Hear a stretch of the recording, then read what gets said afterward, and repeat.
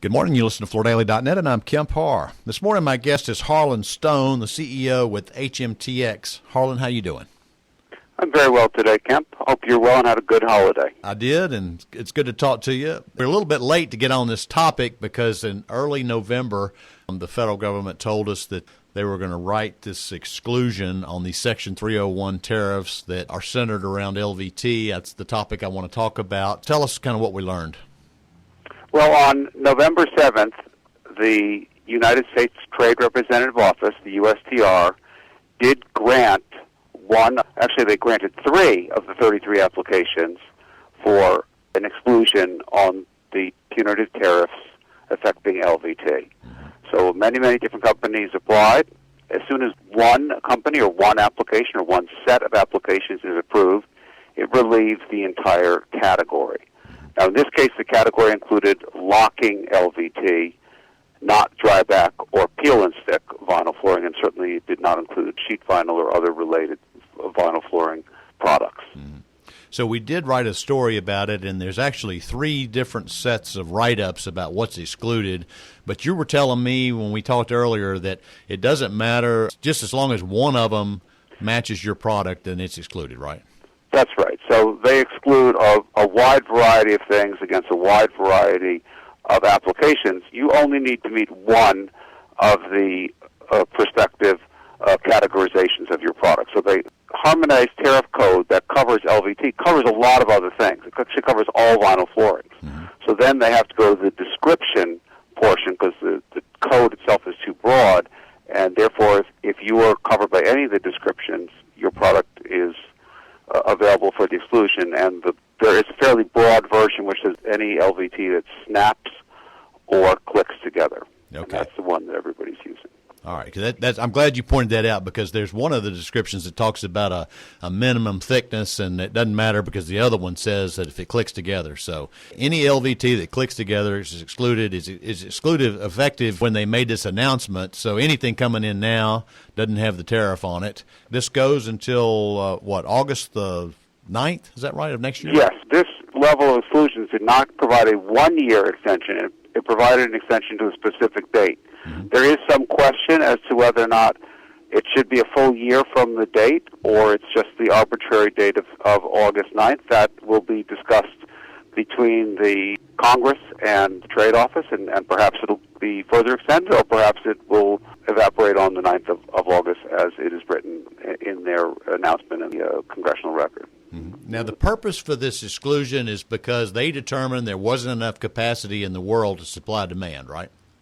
They determined that there wasn't enough capacity in the world outside of China to meet the demand.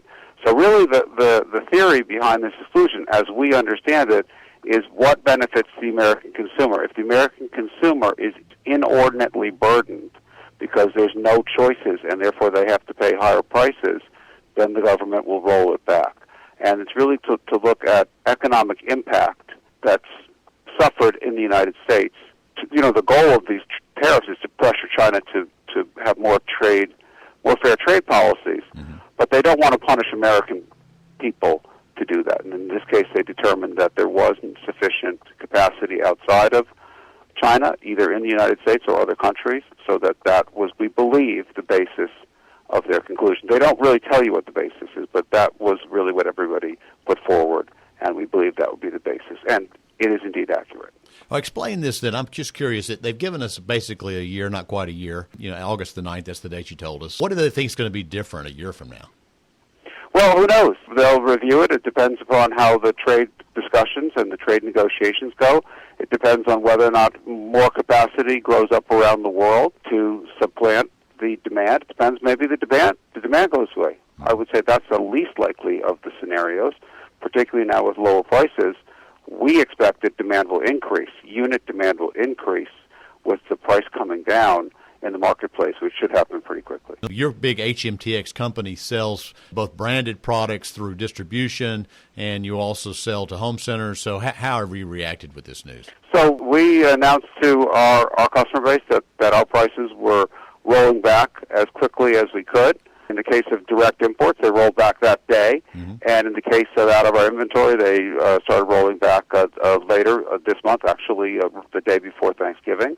So by now, December 1st, yes, everything is normalized back to the pre-tariff number, which was back all the way back September 2018. So yeah, this is almost 14, 15 months reverse of the various levels of increase that we've had to pass on. Well, Harlan, I'm a little bit out of sequence here because it's the day after Thanksgiving, but I usually ask how's business doing. So how is business doing? Business is good, and we expect it to be a lot better with this change. So we were feeling some impact from the tariffs in various channels, and we hate to see our business increasing because of inflation, and these tariffs were a tax on the American consumer, creating an inflationary environment. So if your business is growing because your product is being priced higher, but your units aren't growing, that's not a good economic condition. We expect it to reverse very quickly, and we have a lot of optimism in the field that the demand will grow, unit demand will grow significantly in the 2020 year. It's a very optimistic view of 2020. 2019 was a good year, but we think 2020 is going to be a really fantastic year for LVT. Let me ask you real quickly, it's the last question, but I'm just curious.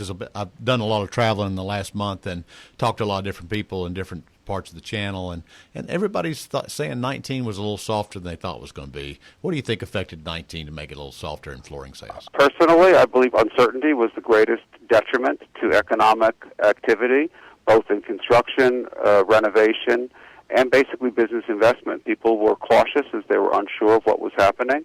In our industry, flooring, LVT is a gigantic force of growth, and now that it is no longer uncertain, at least until August of 2020, we hope a lot longer, that there's an opportunity for people to be more optimistic about spending their money. The price is right, and we hope maybe with the economy continuing to grow, I think people were worried that it was going to slow into a recession. Right now it looks like we're in positive numbers through the first quarter, and with a reduced trade tension, we expect 2020 to be a much better year. 2019 was surprisingly, to everybody, including most of my customers, softer than they anticipated it. Right. Okay, Harlan. Thanks so much, and thanks for the update on this exclusion on the Section 301 tariffs as it relates to Click LVT. Again, been talking to Harlan Stone, the CEO of HMTX, and you've been listening to Kemp Harr and FloorDaily.net.